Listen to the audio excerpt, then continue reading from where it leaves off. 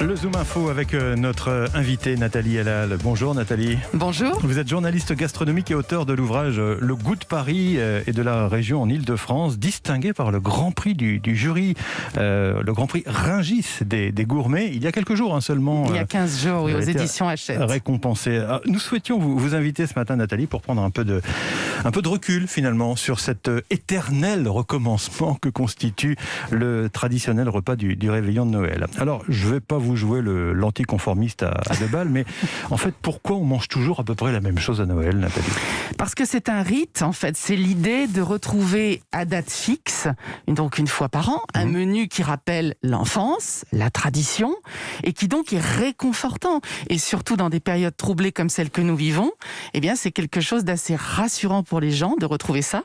Et ça permet aussi, dans des périodes économiquement dures, eh bien, de s'offrir des petits plaisirs à prix, on va dire, encore raisonnable, accessible. On va y revenir sur l'aspect luxe, sur l'aspect repas d'exception dans un instant.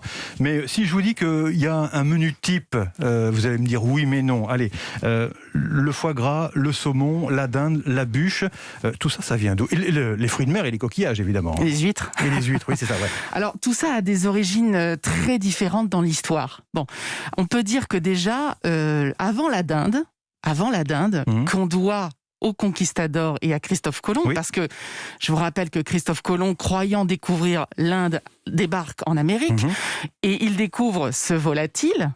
D'accord, la dinde. On en parlait avec Olivier Pouls hier. Oui, Olivier, que je salue, que je connais bien.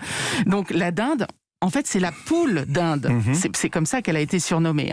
Donc avant la dinde, en France, on mangeait essentiellement des oies, des poulardes et du boudin, parce que c'était également la saison qui correspondait à l'abattage du cochon dans les fermes. Donc on fabriquait le boudin et puis on abattait les volailles, oies, poulardes, essentiellement. Le foie gras et tout ce qui est crustacés, saumon.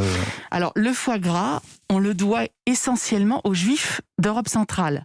En réalité, on a identifié le foie gras il y a 2500 ans, paraît-il, mais ce sont les Juifs d'Europe centrale qui l'ont popularisé et ensuite qui l'ont fait venir chez les Juifs alsaciens, parce que tout simplement, les Juifs n'avaient pas le droit de cuisiner le beurre.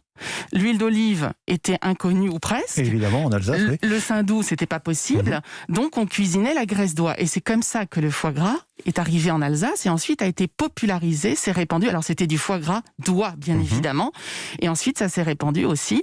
Et dans les Landes, on a commencé à engraisser les canards avec le maïs venu lui aussi d'Amérique. Donc ça a donné ce foie gras à la fois des Landes et à la fois de l'Alsace. Alors comment tout cela a été finalement un peu codifié ? Alors je sais bien qu'il y a plein d'exceptions partout ailleurs dans les régions de France, et on va y revenir. Mais comment tout ça a été codifié finalement ?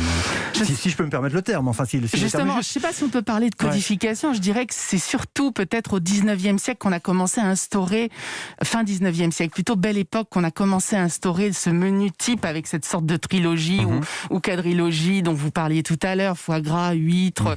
Le saumon, c'est venu bien après. Le saumon fumé, c'est plus tardif. Mais la bûche, par exemple, la bûche, sous sa forme de gâteau, de biscuit roulé, c'est vraiment quelque chose qui est apparu à la belle époque. Parce que la bûche, au départ, c'était un morceau de bois, une grosse branche d'arbre dans la cheminée. Et c'était un rituel païen. Ça correspondait au solstice d'hiver. Il fallait allumer la bûche.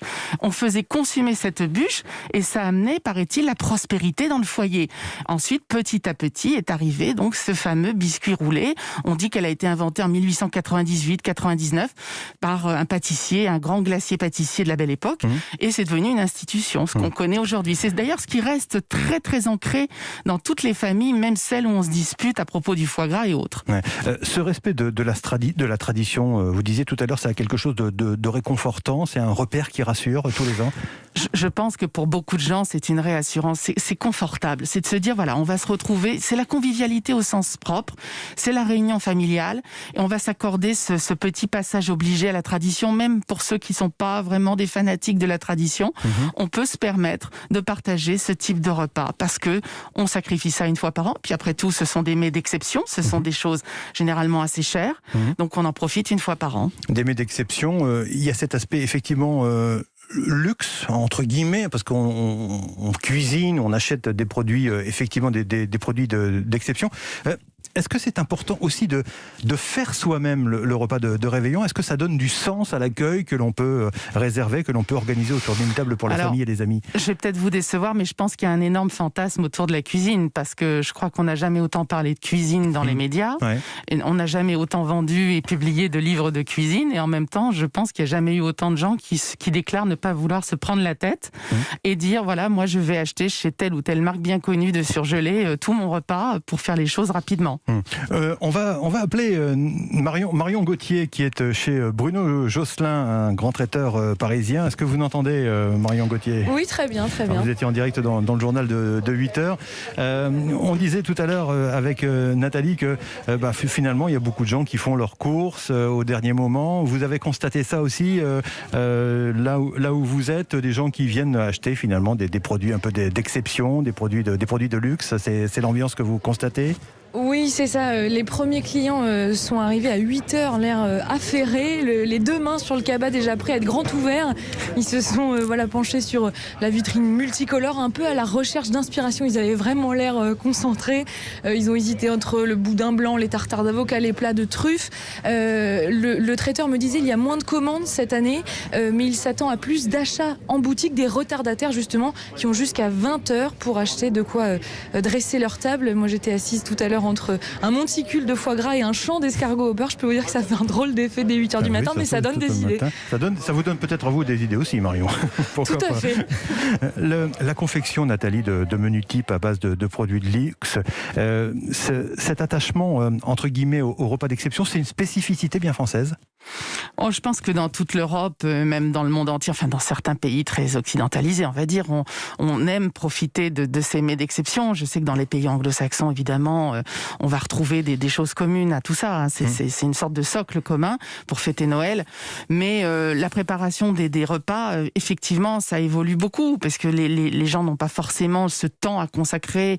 Il y a beaucoup de temps qui est consacré aux préparatifs de dernière minute. On vient de le voir. Ça veut tout dire. Ça veut dire qu'on va se mettre à cuisiner quoi à 19h. Avant, c'était pas le cas. On va rien cuisiner du tout à 19h. On va réchauffer, quoi, en quelque sorte. On peut faire des plats de dernière minute quand même. Est-ce qu'on n'est pas aussi un peu conditionné par le marketing et les injonctions commerciales finalement à cette période de l'année? Alors pas seulement par la grande distribution, hein, il y a aussi des producteurs locaux qui savent aussi très bien faire leur pub et vanter leurs produits. Mais heureusement, j'ai envie de vous dire heureusement, parce que ça fait travailler ces gens-là. Je pense à certaines filières comme celle du foie gras, qui représente quand même 30 000 familles, 100 000 emplois directs ou indirects qu'il faut absolument préserver. Moi, je suis à fond pour la filière, je les soutiens de tout mon cœur et je trouve que c'est important d'entendre parler d'eux en bien. Mais il y a un réflexe de consommation en cette période, forcément. Bien sûr, parce que, bien encore sûr. Une fois, je parle de l'injonction. Une injonction, mais encore une fois, c'est un repère fixe, à date fixe. Donc l'injonction est normale. C'est un rappel, c'est un petit signal. Bon, ça vous va très bien, vous. Ah, moi, ça me va. Est-ce qu'il y a des choses qui changent? Est-ce que vous voyez, Nathalie Hellal, surgir de nouvelles tendances? On a parlé, par exemple, à propos de la volaille, il y a quelque temps, comment dirais-je, la dinde était complètement mise de côté, c'était le chapon, hein, tout le monde mangeait du chapon. Est-ce que vous voyez, vous, surgir de nouvelles tendances? Du côté de la volaille, c'est vrai qu'on trouve maintenant beaucoup de pintades chaponnées, on revoit des poulardes. L'oie, c'est pas tellement, je dirais que c'est plutôt dans l'est de la France, hein. Mais sinon on voit un peu toutes sortes de volailles. En revanche, il y a une chose que j'ai remarquée, c'est la démocratisation du caviar qui est en train de suivre de près et peut-être pour le pire, la démocratisation du saumon fumé il y a 30 ans. Expliquez-nous pourquoi c'est pas forcément une bonne chose. C'est-à-dire qu'en fait, il n'y a pas de miracle. On ne peut pas trouver du caviar à bon marché avec la qualité du caviar bien connu. De la même manière, le saumon fumé. Il y a 30 ans, c'était quelque chose, il y a 30-40 ans, c'était quelque chose de rare, quelque chose d'assez exceptionnel qu'on trouvait seulement chez le poissonnier, etc. Puis petit à petit, c'est arrivé dans la grande distribution, avec évidemment des volumes et des coûts très différents. Sauf qu'on s'est retrouvé avec des produits sursalés, avec un fumage douteux, souvent toxique. Et vous craignez que le caviar file le même mauvais coton? Je pense que le caviar caviar est en train de filer le même mauvais coton parce que les discounters se le sont appropriés, parce que ça fait bien d'avoir du caviar. Mais moi, je préfère vous dire, mangez-en si vous pouvez vous le permettre, très peu et une fois dans l'année, mais du très bon, comme le saumon, comme la truffe, comme toutes ces choses nobles. Et tous ces gens qui essayent de nous convaincre avec un réveillon vegan, vous en pensez quoi, Nathalie Elal? J'en pense que si ça continue, dans 10 ans, on va déambuler avec des chaussures en peau de kiwi, par exemple. J'en pense que les véganes, pour moi, alors je respecte, mais j'ai toujours l'impression que c'est un peu comme des enfants qui se sont mis tout seuls au coin et qui boudent. Non, il faut... Si vous n'aimez pas cela, n'en dégoûtez pas les autres. C'était nos grands-mères qui le disaient. Quel est votre menu de réveillon pour terminer ce soir? Très très très classique. Alors, sauf que non, petite concession, je fais un koulibiak. C'est un plat russe avec du saumon fumé, des épinards, du saumon frais, des épinards, du riz, etc. Donc un plat russe. Avec une croûte, c'est ça? Ouais, c'est ça, absolument. C'est une sorte de pâté en croûte, mais en russe. fait, c'est pas un, comment dirais-je, un plat plutôt de Pâques, le koulibiak? Oui, traditionnellement, sauf que c'est un plat absolument délicieux en entrée pour un réveillon, suivi d'une dinde farcie, suivi d'une bûche avec une recette familiale qui a à peu près 100 ans. Bon, très bien. Merci infiniment, Nathalie Elal, journaliste gastronomique. Je rappelle que vous êtes l'auteur notamment d'un super bouquin, superbe idée de cadeau, tiens, pour nos auditeurs, Le goût de Paris et de la région Île-de-France, édité chez Hachette Cuisine. Merci. Merci. Bon réveillon, bon Noël. À suivre, on va s'évader un peu en musique, tiens, et puis on va retrouver l'ami Omblin Roche pour sa partition que l'on retrouve désormais tous les jours à cette même heure.